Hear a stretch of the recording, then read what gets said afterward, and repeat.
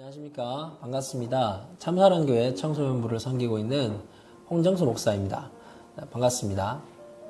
네, 오늘 이제 여러분들과 나누게 될 이야기는 왜 기독교 교육이어야 하는가라는 주제입니다.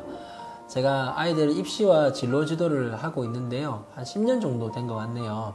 많은 아이들, 수백 명의 아이들을 상담하고 또 컨설팅하고 또 자기소개서 쓰는 거 도와주고 원서 넣고 하는 과정을 통해서 학교 교육을 밀접하게 느끼는 시간들이 참 많았어요.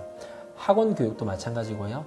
그 속에서 느꼈던 일반 교육의 특징, 그리고 그와 대비되는 기독교 교육의 특징을 비교해 볼 수 있는 시간들이 제 삶 속에 있었습니다. 제한된 시간이라 한 가지 주제를 가지고 함께 이야기 나눌 텐데요. 바로 권리의 근거가 다르다는 것입니다.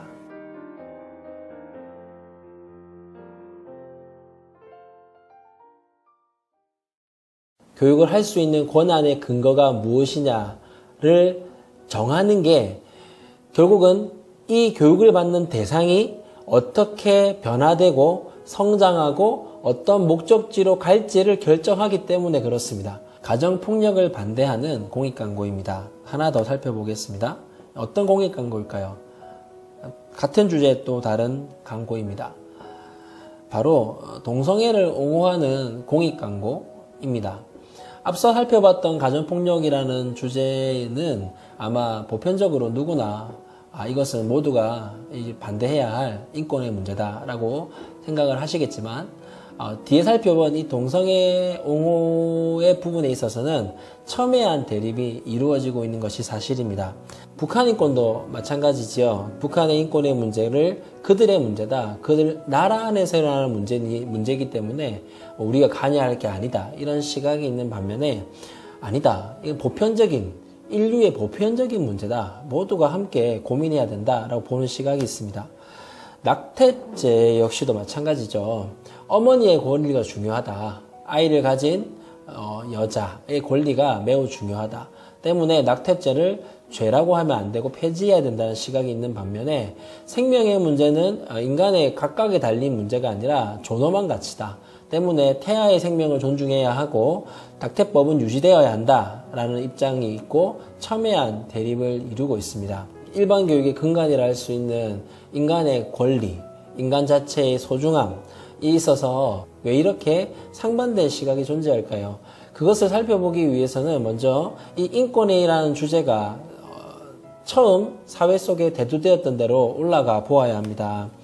프랑스 대혁명 당시에 절대왕정, 루이 14세로 대표되는 절대왕정이 무너지고 시민정부가 들어서게 되었습니다.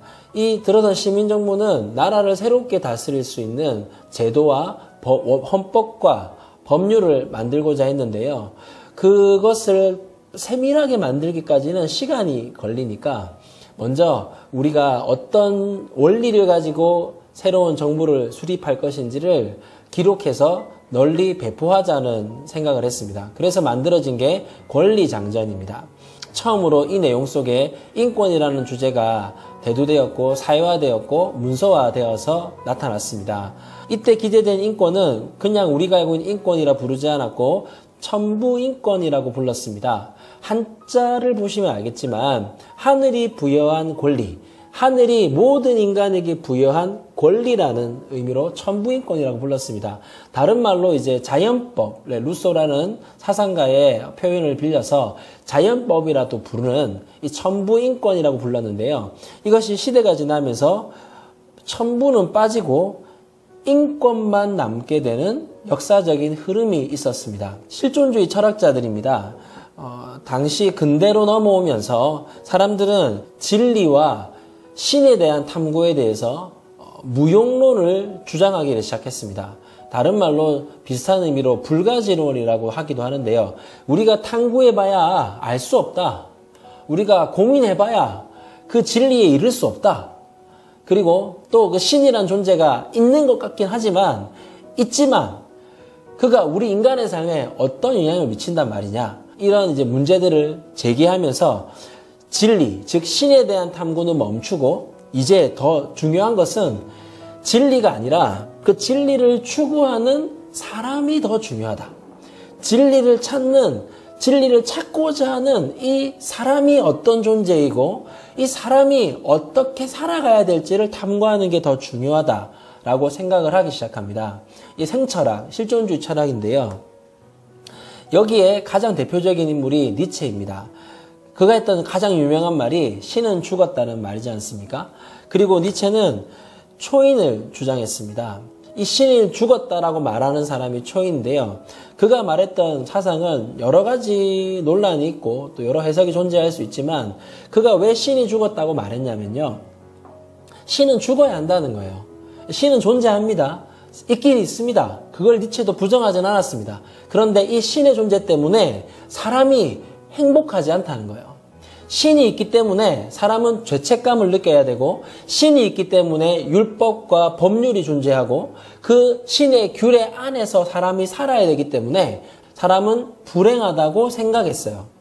그래서 니체는 이 신이 죽었다고 말하면 사람들이 자기가 듣고 싶었던 말이기 때문에 드디어 우리가 신에게서 해방될 수 있겠구나 이렇게 생각을 하게 되고 사람들이 행복한 삶으로 나아가게 될 거다. 누군가가 총대를 메고 사람들에게 신이 죽었다라고 알려줘야 된다. 그럼 이 신이 죽었다고 알리는 사람이 바로 초인이다 라고 이야기하면서 인간의 삶에서 신의 존재를 부정하고 신을 몰아내는 흐름들이 역사 속에 철학 속에 있었던 것이죠. 비단 근대로 넘어오면서만 있었던 것이 아니라 지금 우리가 살아가는 현실의 이야기이기도 합니다. 여러분 잘 아시는 분일 텐데요. 강성태학, 흔히 이분을 뭐라고 부르죠? 공신, 공부의 신이라고 부릅니다. 이분들은 뭐라고 부를까요? 네, 몸신이라고 부릅니다. 딱 봐도 뭐라고 불러야 될지 알지 않겠습니까? 네, 여신입니다. 이분은 게임의 신입니다. 네, 개신, 게임의 신입니다. 우리가 잘 알고 있는 영화 어벤져스 역시도 신과 인간의 구별이 없습니다. 단지 능력만 있을 뿐이죠. 우리가 신이라 부르는 대상, 사람을 향해서 공신, 몸신, 여신이라 부르고 또 이 영화에서도 보다시피 신과 인간이 특별히 다르지 않고 그가 갖고 있는 능력으로, 실력으로 구별되는 거죠. 창세기 3장 5절에서는 이렇게 이야기하고 있습니다. 너희가 그것을 먹는 날에는 너희 눈이 밝아져 하나님과 같이 되어 선악을 알 줄 하나님이 아심이니라. 원래 인권을 주었던, 원래 인간의 소중함을 주었던 하늘의 존재는 그 권리의 근거는 사라지고 인권만이 남아서 인간은 소중하다. 인간 자체는 소중하다. 인간이고 신이다. 이런 사고에서 출발하여 이런 역사적 흐름 속에서 교육의 그 근간이라고 할 수 있는 인간의 권리를 만들어 낸 것입니다. 실제로 학교의 교과서에서 우리가 윤리, 도덕 시간에 배우는 인간의 가장 최대 실현의 가치가 뭐죠? 흔히 우리가 모두가 알고 있는 자아 실현이라고 하지요. 스스로가 알고 있는 어떤 삶의 행복을 실현해 나가는 것이 인간의 최대 가치다. 최고 행복이다. 최고의 목적이다. 라고 말을 하고 있습니다. 그 결과 인권의 교육에 있어서 폐단이 있습니다. 모두가 당연하게 생각하지요. 우리는 소중하다.